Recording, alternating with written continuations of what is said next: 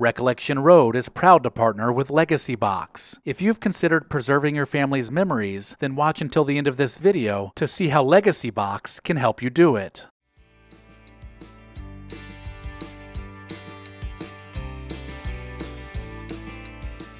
When you were younger, there were some things that would stick with you, literally, throughout your life. A visit to your grandmother's house might have been one of these memories that is hard to forget. The plastic cover that encased her couch and protected it from her grandkids made for some sticky situations when it was warm out, and some loud cracking noises if the plastic cover was cold. Either way, the plastic was never comfortable, and the thing never seemed to come off the furniture once it went on.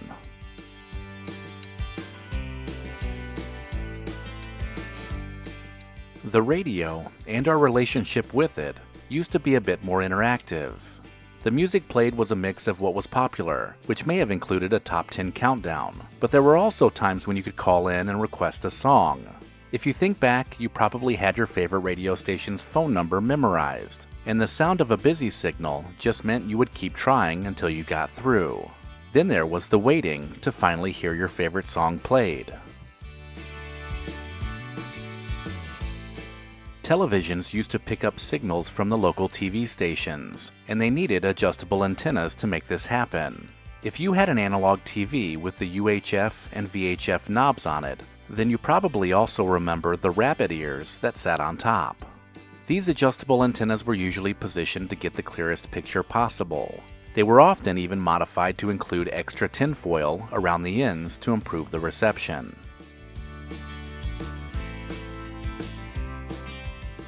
As a kid, and maybe even as an adult, for the best afternoon snack, you may have stopped at the local gas station to pick up an RC Cola and a moon pie. This combination became a tradition, especially in the South, and it dates back to the Depression when it was considered the working man's lunch. The chocolate and marshmallow sandwich, paired with an ice-cold RC, hit the spot, and the pair even inspired a song during the 1950s.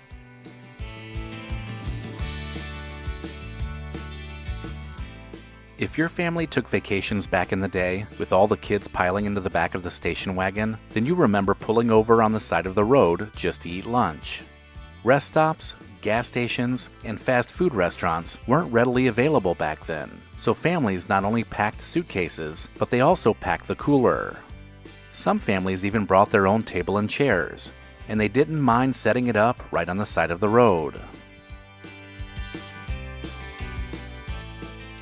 During the weekends and even summer months, many of us spent the majority of the day on our bikes. Whether you were riding to a friend's house or maybe even exploring your town, after a long day of adventure, the street lamps would turn on, and that was the signal which told just about every kid to head home. There was nothing better than playing outside until the streetlights came on, because it meant you had had a full day with friends. During those hot summer months, one of the places that was always busy was the walk-up Dairy Queen. After riding your bike for miles, some soft-serve ice cream or a dilly bar was the best way to cool off. These small-town Dairy Queens were special because many were seasonal. When they opened each year, you knew that summer had arrived. Friends and families alike would make these trips to the local Dairy Queen a common occurrence. That is, until the leaves began to turn and kids headed back to school.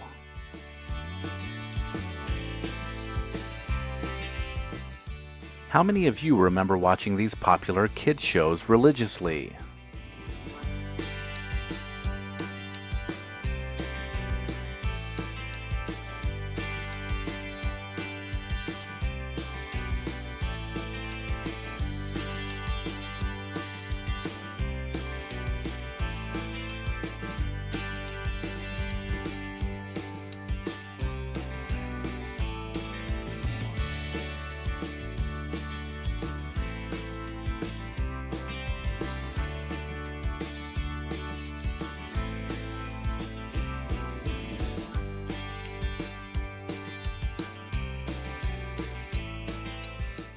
If you went to a gas station during the 1950s and 1960s, you might remember that everything was taken care of for you.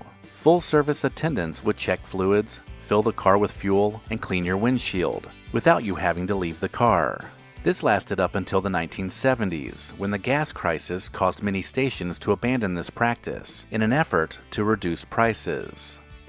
And then gas pumps started to look more like this.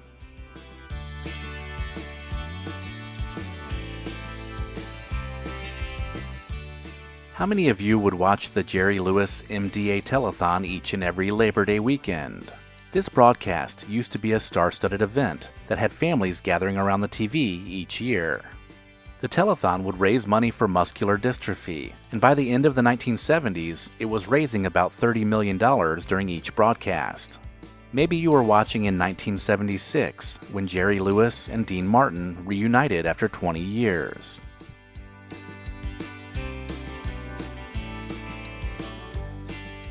One chore that no one looked forward to was defrosting the freezer. The frost built up inside the icebox would often get so bad you barely had room to store anything.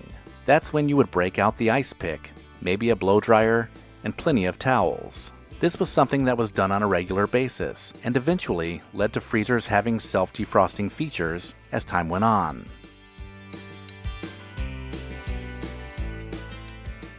Some of the best days during your school-aged years may have been the ones where your teacher wheeled in the reel-to-reel film projector. Watching her struggle to load the film manually, the rhythmic sound of the running projector, and just the thought that it was going to be an easy day made seeing this contraption a very welcome sight.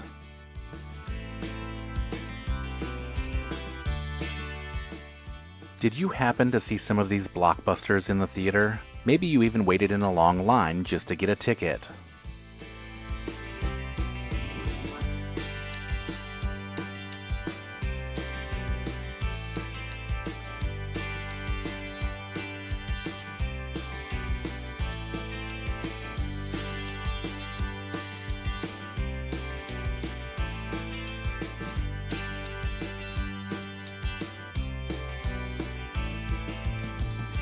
Do you remember the brown and yellow Charles Chips tin that would show up on your doorstep? These large canisters held a variety of potato chips, pretzels, and even cookies, and were certainly a treat for kids across the country. Seeing the Charles Chips man on your street brought an excitement that only those delicious chips could cure.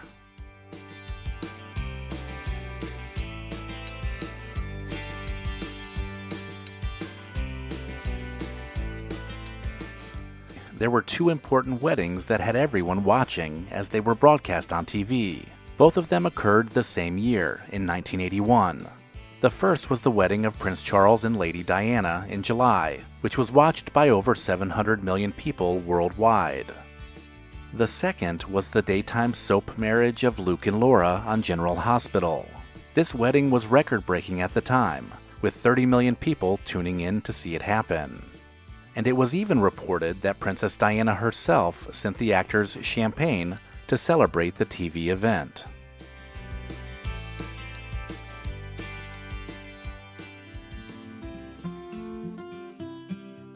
How many phone numbers do you remember by heart? Not too long ago, we used to have quite a few stored in our brain. If not, there was a written list of numbers stuck to the refrigerator. Today, some people don't even know their own number. Young people especially have grown up without the need to memorize any phone numbers because their smartphone keeps track of it for them. Many of us can even still recall our childhood numbers because it was such a big part of growing up in the era of wall-mounted home phones.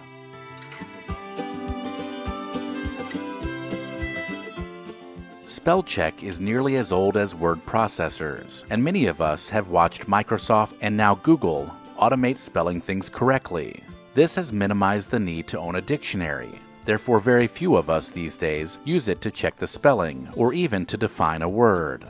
Dictionaries were once books that could be found in just about every home. But just like many other things from the past, we have traded physical dictionaries for digital ones. One of the best parts of owning a car from the 1960s and 1970s was the built-in air conditioning that came in the form of the small triangular window that could be vented to direct fresh air into the vehicle. These vent windows were found in just about every car and truck because they were functional features that everyone appreciated.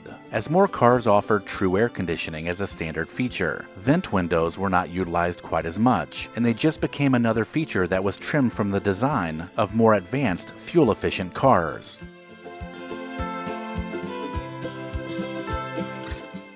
Millions of Americans grew up calling a local telephone number to find out the exact time and temperature. This was before we carried accurate timepieces in the form of a cell phone, and occasionally you would just need to know what time it was. A recorded voice would inform you of the precise time, and maybe even give you the temperature outside before disconnecting. This allowed you to set your new alarm clock, or even correct the clocks after a power outage. In many areas, this service still exists, and you can still call to find out the time, which is a fun reminder of the past. As a kid, we used to spend a lot more time looking at the coins we used. This was a time when cash was still king, and coins offered special features that made them collectible. There were wheat pennies, buffalo nickels, and even silver and half dollars. Sometimes these were even given as gifts from grandparents, and most of us had more than a few of them. Back then, coins were used more frequently, and so we spent more time looking at the ones we were given. Today, some of these rare coins are worth a pretty penny, and it makes you wonder about those coins you once had.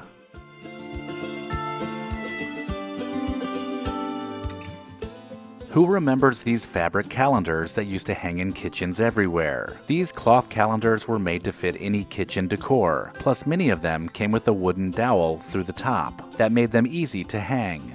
They were pretty much sold everywhere, so you could pick up the next year's calendar at the local 5 and dime store. These popular calendars were probably the most convenient option for keeping track of the date during the 1970s. Did you happen to grow up reading any of these books?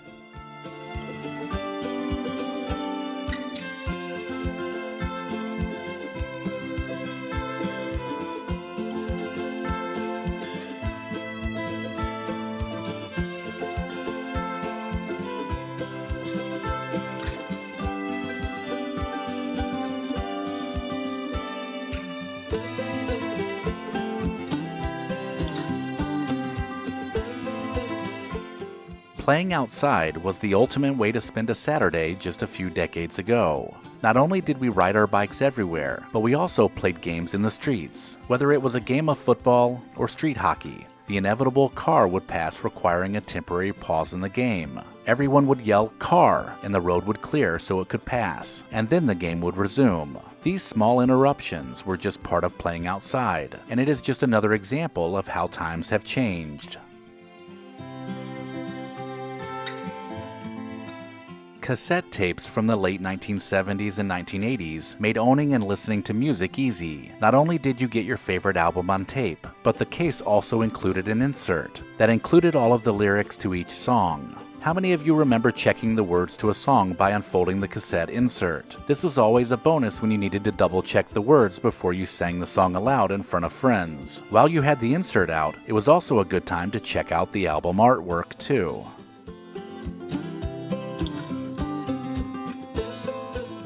The Three Stooges used to be standard viewing for many young people as they were growing up. Everyone had their favorite, whether it was Moe, Larry, Curly, or even Shemp, but all of them provided lots of laughs with their slapstick shenanigans. The comedians appeared in over 220 films, with most of them being shorts, and these are the ones that we remember seeing on television. The Three Stooges came to an end by 1970, but reruns were big through the 1980s, which saw many young boys imitating the comedy routines made famous by the Three Stooges. If you were a child of the 1960s, then you remember the color coordinating toilet paper that matched the bathroom decor from that era. The colors included mostly pastels, with shades of pinks, blues, and greens. At the time, it seemed like a no-brainer to have matching toilet paper, but with health concerns about the effects of dyes on the human body, plus the cost to produce multiple colors, most companies just settled on white. So the days of buying colorful brands of Northern or Scott toilet tissues ended sometime in the early 1980s.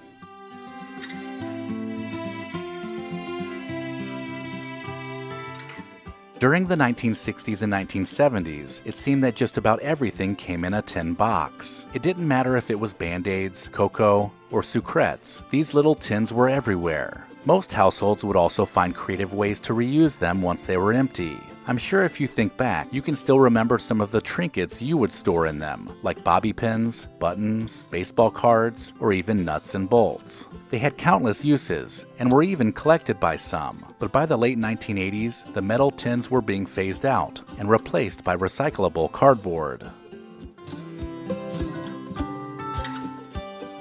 There was a time when soda vending machines looked like this. You would drop your change in the slot, open the door, and pull out a nice cold glass bottle. The machines didn't offer the same variety of flavors you would find today, and that's because back then, companies like Coke and Pepsi stocked the small vending machines with just one flavor. These now vintage machines remind us of how things used to be, when everything was just a little bit simpler. Did you own any of these albums?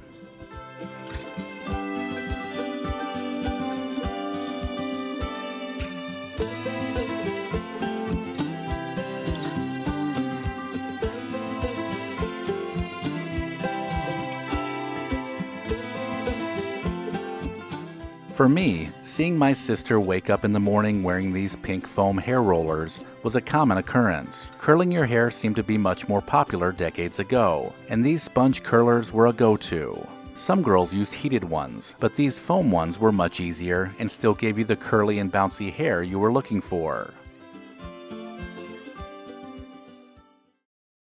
Recollection Road loves to recommend Legacy Box because we both believe in preserving the past. If you have a cluttered closet with cherished home videos and photos that rarely see the light of day, then you need to visit legacybox.com/recollection. These irreplaceable heirlooms are rapidly fading away, and they deserve to be digitized and shared with family and friends. And right now, Legacy Box is offering you $9 tape transfers. The process is simple. Send in your Legacy Box filled with old VHS tapes, camcorder tapes, and pictures. Their team will professionally digitize everything by hand, right here in the USA. You'll get the originals returned to you, along with organized digital copies. I love Legacy Box because it makes all my favorite memories available anytime. I can post them on social media or pull up a slideshow on my TV, which keeps special family moments alive. Visit legacybox.com/recollection to shop their $9 tape sale. That's legacybox.com/recollection to unlock this incredible offer.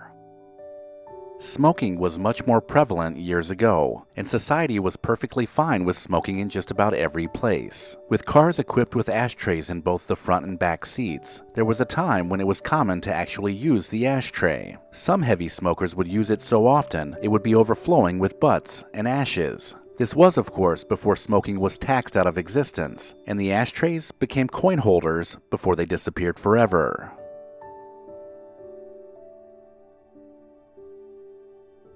Dippity-Doo hair gel was popular in the 1950s and 1960s. It held strong and gave your hair a shiny finish. Hair gel is still commonly used to style hair today, but few brands are as iconic as Dippity-Doo was decades ago.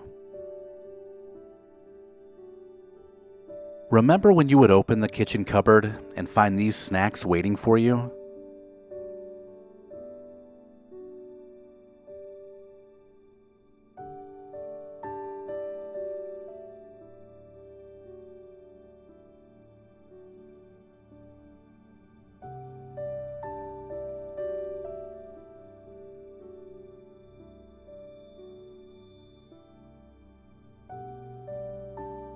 Grocery store price markers were a tool you would always see employees using to price products back in the day. This was of course before computerized systems, and each and every product had to be marked manually. The stamp itself allowed you to spin the digits around to make up the price before it was inked and pressed onto the packaging.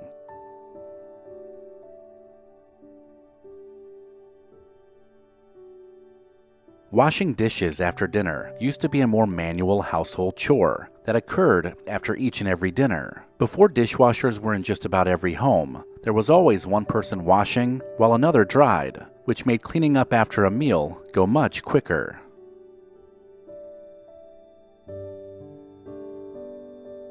Sears was the department store that served just about every community across the country, so kids that grew up in the 1960s might remember the smell of popcorn as you walk through the doors. The smell of freshly popped popcorn and roasted nuts wafting through the store drew you in and gave kids something to munch on while their parents shopped. Remember when these musical TV shows originally aired?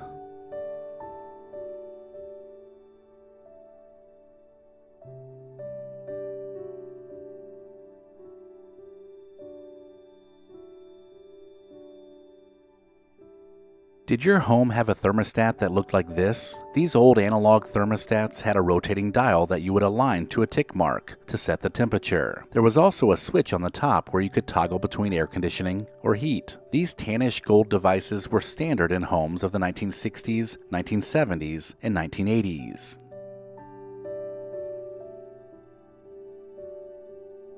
Do you remember picking up a newspaper and reading some of these headlines?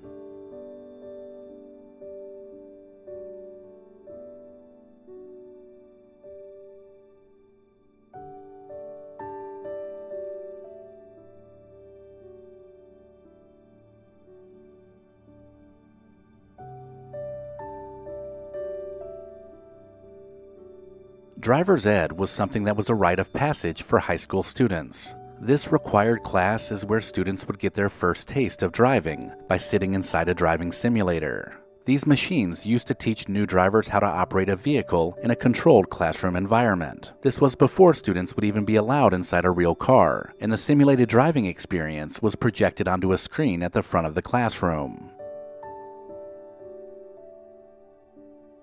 Kmart, much like Sears, could be found in pretty much every town. These stores offered discounts and were known for saving families money. One of their best marketing ploys was their famous blue light special. When a blue light special was announced, a flashing blue light would go off, indicating the aisle and location of the product on sale. Both the announcement and the blue light have become ingrained in pop culture, but for the kids that grew up with it, this is a vivid memory that sticks with you.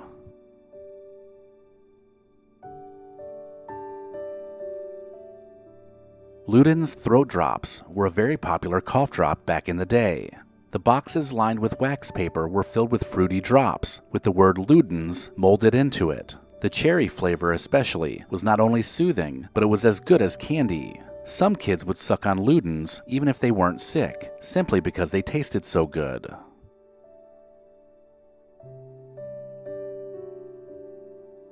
In the past, cars required a driver to control just about every aspect of the driving experience, from physically turning the ignition to pulling a knob to turn on the headlights. The person behind the wheel drove by manually shifting the car into gear and gently releasing the clutch. Learning to drive a stick shift or a manual transmission was the most common way to learn to drive. This was all about control and feel, so young drivers got used to operating a vehicle in a more engaging experience. After just a few months, multitasking while driving a stick shift was second nature.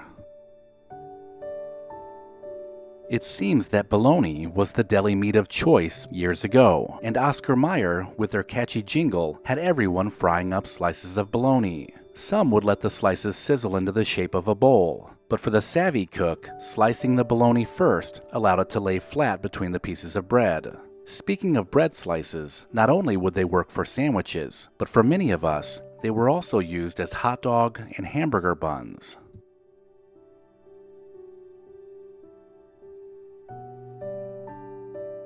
Sundays used to be an important day of the week. This was the day when families headed off to church and then gathered together for a meal later in the day. This meant that most downtown stores and businesses were closed on Sunday, so you couldn't just run to the store if you needed something, but rather you would walk next door to ask a neighbor for the thing you needed.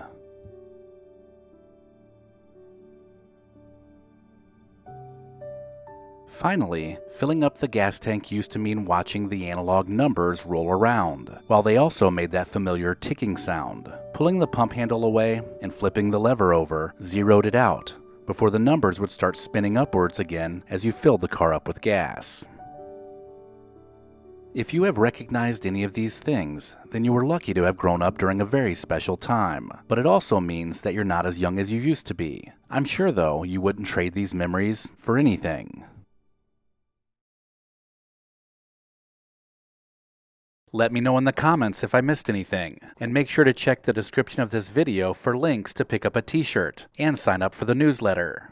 Thank you to our loyal Patreon supporters listed here. Visit patreon.com/recollectionroad to join the club.